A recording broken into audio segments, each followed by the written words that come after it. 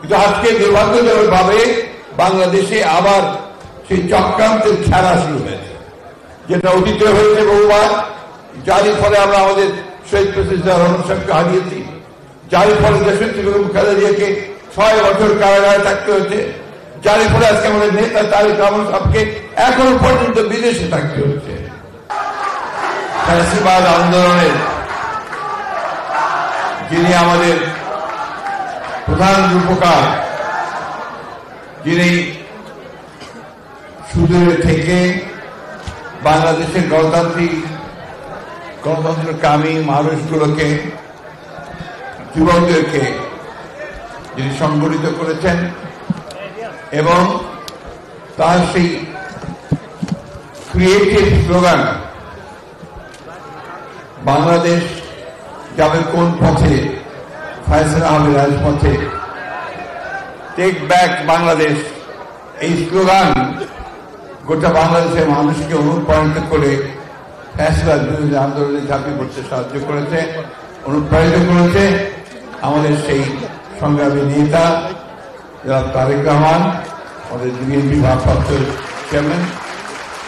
মঞ্চে উপবিষ্ট আছেন এই দেশের গণতান্ত্রিক আন্দোলন এবং ছাত্র আন্দোলনের যারা নেতৃত্ব দিয়েছেন, ত্যাগ স্বীকার করেছেন এবং দীর্ঘকাল ধরে এই বিএনপির সঙ্গে থেকে বিএনপির সুখ দুঃখ সবকিছু ভাগ করে নিয়েছেন এবং সেই মুহূর্তগুলোতে নেতৃত্ব দিয়েছেন যখন প্রয়োজন ছিল আমাদের আজকের নেতৃবৃন্দ, সাবেক ছাত্র নেতৃবৃন্দ। আমি নাম বললাম না, নাম বলে অনেক সময় লেগে যাবে, তারা যেটা বলেন সবাই যে আসলে অত্যন্ত সত্য কথা যে তারা বাংলাদেশের গণতান্ত্রিক আন্দোলনের একটা অত্যন্ত একটা শক্তিশালী শক্তি অবশ্যই। আর আজকে ছাত্র দলের নেতৃবৃন্দ এবং আজকে এই সংগ্রামে দীর্ঘ 15 বছর ধরে যারা সংগ্রাম করেছেন, জীবন দিয়েছেন, প্রাণ দিয়েছেন, আমার সেই প্রিয় ছাত্র ভাই বোনরা, আসসালামু আলাইকুম। আজকে আমাদের মাঝে এখানে আরো উপস্থিত আছেন, একজনের নাম বলা হয়েছে, আমি আবার রিপিট করতে চাই, যে ছাত্র দলের সদস্য নয়, বিএনপির সদস্য নয়, কিন্তু গুম ও খুনের বিরুদ্ধে যিনি অবিচল থেকে গোটা পৃথিবীতে দৌড়ে বেরিয়েছেন, বাংলাদেশে গুম ও খুনের বিরুদ্ধে কথা বলেছেন আমাদের সঞ্জিদা তুলি। আমি তাকে অভিবাদন জানাই, শ্রদ্ধা জানাই। আমি আজকে শ্রদ্ধা জানাতে চাই আমাদের এই ছাত্র দলের যিনি চিন্তা করেছিলেন, যিনি ছাত্র দলকে রূপ দিয়েছিলেন, তাই আমাদের স্বাধীনতার ঘোষক শহীদ প্রেসিডেন্ট জিয়া রহমান, আমাদের বহুদলীয় গণতন্ত্রের পুনঃপ্রবর্তক এবং আজকের এই আধুনিক বাংলাদেশের রূপকার শহীদ প্রেসিডেন্ট জিয়া রহমানের প্রতি শ্রদ্ধা জানাতে চাই। আমাদের সেই নেত্রী, যে নেত্রী দীর্ঘকাল ধরে গণতন্ত্রের জন্য সংগ্রাম করেছেন, লড়াই করেছেন, আমাদের আপসীন নেত্রী দেশনেত্রী বেগম খালেদা জিয়াকে শ্রদ্ধা জানাতে চাই। ছাত্র দলের সেই সব নেতাদের, কর্মীদের যারা অকুতোভয় সংগ্রাম করে সেই 15 বছর ধরে গণতন্ত্রের পক্ষে সংগ্রাম করে তারা প্রাণ দিয়েছেন, আহত হয়েছেন, পঙ্গু হয়েছেন, কারাবরণ করেছেন। আজকে আমি এখানে অনেককে দেখতে পাচ্ছি যাদের সঙ্গে আমি অনেকবার কারাগারে ছিলাম, কারো পা ভেঙেছে, কেউ চলতে পারছিল না, তারা আজকে যাই হোক আমরা অশেষ আমাদের তারা বেরিয়ে এসছে, ছাত্রদের নেতৃত্ব নিয়েছে। আজকে আমি শ্রদ্ধা জানাতে চাই বাংলাদেশের সকল গণতান্ত্রিক আমি মানুষকে, যারা একটা আন্দোলনের মধ্য দিয়ে, একটা অভ্যুত্থানের মধ্য দিয়ে ফ্যাসিবাদী হাসিনাকে দেশ থেকে পালাতে বাধ্য করেছেন। আমি বক্তব্য দীর্ঘ করব না, আমাদের প্রধান অতিথি আমাদের ভারপ্রাপ্ত চেয়ারম্যান তারেক রহমান সাহেব বক্তব্য রাখবেন, তার বক্তব্যের জন্যই আমরা অপেক্ষা করছি। আজকে আমি যে কথাটা আমাদের সামনে সামান্য তুলে ধরতে চাই, যে আমরা একটা ফ্যাসিবাদের বিরুদ্ধে আন্দোলন করে তাকে তাড়িয়ে এখন আমরা একটা অন্তর্বর্তীকালীন সরকার আমরাই তৈরি করেছি। আমরা আশা করছি যে এই অন্তর্বর্তীকালীন সরকার তারা ন্যূনতম যে সমস্ত সংস্কারগুলো প্রয়োজন, অর্থাৎ আমাদের নির্বাচন সংক্রান্ত যে সংস্কার, একটা লেভেল প্লেইং ফিল্ড তৈরি করা, আমাদের প্রশাসন যন্ত্র তাকে ঠিক করা, সংস্কার করা, বিচার ব্যবস্থাকে সংস্কারের মধ্যে নিয়ে আসা এবং ন্যূনতম অর্থনৈতিক সংস্কারগুলো করা, তার মধ্য দিয়ে একটা নির্বাচন অনুষ্ঠান করা যেটা সকলের কাছে গ্রহণযোগ্য। আজকের যে অবস্থা, যে রাজনৈতিক পরিস্থিতি, যে সংকট সৃষ্টি হয়েছে, এই সংকট একমাত্র সমাধান হতে পারে একটা সকলের কাছে গ্রহণযোগ্য নির্বাচনের মধ্য দিয়ে। এটা ইতিহাসে প্রমাণিত।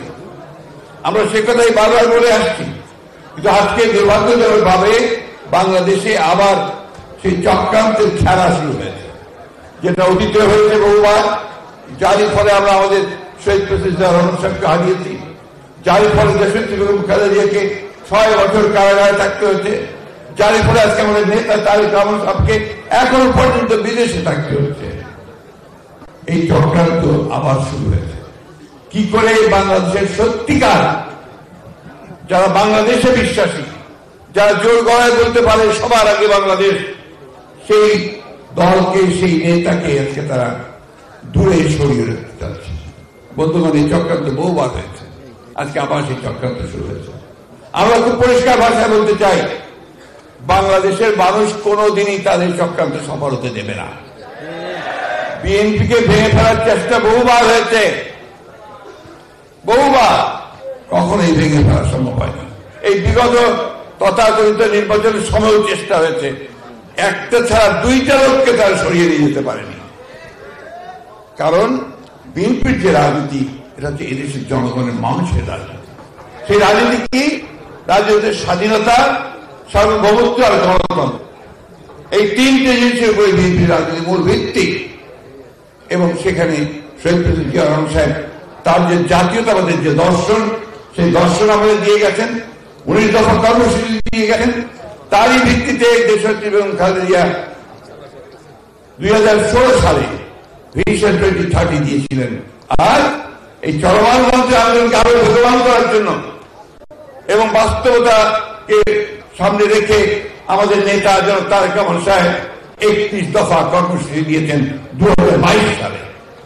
তাই আজকে যারা এই কথা বলেন যে বিএনপি সংস্কার চায় না, তা আমি মনে করি যে তারা কোনো কিছুই লক্ষ্য করে না, ইতিহাস তারা ভুলে গেছে। ওই 31 দফাকে নিয়ে আমাদের চেয়ারম্যান নির্দেশে আমাদের নেতারা গ্রামে গ্রামে গেছেন, 31 দফা বোঝানোর চেষ্টা করেছেন, সর্বমহলে গেছেন, সব পেশাজীবীদের কাছে গেছেন। এখনো এই 31 দফা নিয়ে আমাদের মহল্লায় মহল্লায় পর্যন্ত আলোচনা হচ্ছে। তো আমরা এই সংস্কার চাই। আর বিএনপি জন্ম তো হয়েছে আমাদের আমাদের সংস্কারের মধ্য দিয়ে। বহুদলীয় গণতন্ত্র এনেছেন তিনি, একদলীয় গণতন্ত্র থেকে, একদলীয় শাসন থেকে, বাতাল থেকে মুক্ত করে তিনি বহু গণতন্ত্র নিয়ে এসেছেন। তিনি আমাদের মিডিয়াকে, আমাদের গণমাধ্যমকে তিনি মুক্ত করেছেন। তিনি মানুষের স্বাধীনতাকে দিয়েছেন, মৌলিক অধিকারগুলোকে এগিয়ে দিয়েছেন এবং একটা বদ্ধ অর্থনীতিকে তিনি একটা মুক্ত বাজার অর্থনীতি এনে দিয়েছেন। তারপরে আপনারা জানেন যে দেশনেত্রী বেগম খালেদা জিয়ার সময় সেই প্রেসিডেন্সিয়াল ফর্ম অফ গভর্নমেন্ট থেকে পার্লামেন্টারি ফর্ম অফ গভর্নমেন্ট নিয়ে আসা হয়েছে এবং সবশেষে caretaker government system BNP introduce করেছে, করে নির্বাচন ব্যবস্থা কখনই আপনার কলঙ্কিত না হয় সেই ব্যবস্থা করার চেষ্টা করেছে। সুতরাং সংস্কার হচ্ছে আমাদের বিএনপির সবসময় আছে। আমরা বিশ্বাস করি এটা একটা চলমান প্রক্রিয়া, মানুষের প্রয়োজনের সঙ্গে সঙ্গে, সমাজের প্রয়োজনের সঙ্গে সঙ্গে সংস্কার আনতে। কিন্তু তাই বলে সংস্কারের নাম করে আমরা এমন কিছু হতে দিতে পারি না যেটা আমার গণতন্ত্রকে বিঘ্নিত করবে। তাই বক্তব্য দীর্ঘ করতে চাই না, আহ্বান জানাতে চাই, আর বিলম্ব না করে অনুগ্রহ করে আমরা এই অন্তর্বর্তীকালীন সরকারের কাছে আহ্বান জানাতে চাই, অতি দ্রুত একটা নির্বাচনের ব্যবস্থা করে বাংলাদেশের মানুষকে এই সংকট থেকে মুক্ত করতে হবে, মানুষকে সামনের দিকে এগিয়ে নিয়ে যেতে হবে। একটা কথা আমাদের মনে রাখতে হবে, ছাত্র দল হচ্ছে আমাদের ভ্যানগার্ড, আমাদের সামনের যে যোদ্ধা তারা, তাদেরকে এখন নলেজ বেস পলিটিক্স করতে হবে, জ্ঞান ভিত্তিক রাজনীতি করতে হবে। এবং আজকে এখন সবচেয়ে বেশি যেটা প্রয়োজন, সেই প্রয়োজন হচ্ছে আমাদেরকে কিন্তু একটা সাইবার ওয়ার করতে হবে। আমাদেরকে এই সোশ্যাল মিডিয়া, এই সোশ্যাল মিডিয়াতে আমাদের অবস্থান সবচেয়ে বেশি করে রাখতে হবে। এটা যদি আমরা রাখতে না পারি তাহলে কিন্তু আমরা এই যুদ্ধে হেরে যাব। আমি তাই আপনাদের অনুরোধ করবো, তোমাদের অনুরোধ করবো যে তোমরা এই সোশ্যাল মিডিয়াতে তোমাদের অ্যাক্টিভিটিস অনেক বেশি বাড়াও এবং যে সমস্ত মিথ্যা প্রচার হচ্ছে বিএনপির বিরুদ্ধে সেই মিথ্যা প্রচারকে তোমরা সেটাকে বন্ধ করতে পারবে। দেশে বিদেশে ষড়যন্ত্র চলছে প্রিয় সহকর্মীরা, ষড়যন্ত্ররা। আজকে আমাদের দায়িত্ব হচ্ছে আমাদেরকে রুখে দাঁড়াতে হবে এবং আমাদের মেধা বুদ্ধি দিয়ে দাঁড়াতে হবে এবং সেই মেধা বুদ্ধি দিয়ে আমরা তাদেরকে পরাজিত করতে পারবো বলে বিশ্বাস করি। আমি আপনাদের সকলকে ধন্যবাদ জানিয়ে বক্তব্য শেষ করছি এবং আমরা আশা করবো যে আপনি আমাদের নেতা পার্বতী চেয়ারম্যান তারেক রহমান সাহেব বক্তব্য রাখবেন। ধন্যবাদ। আসসালামু আলাইকুম।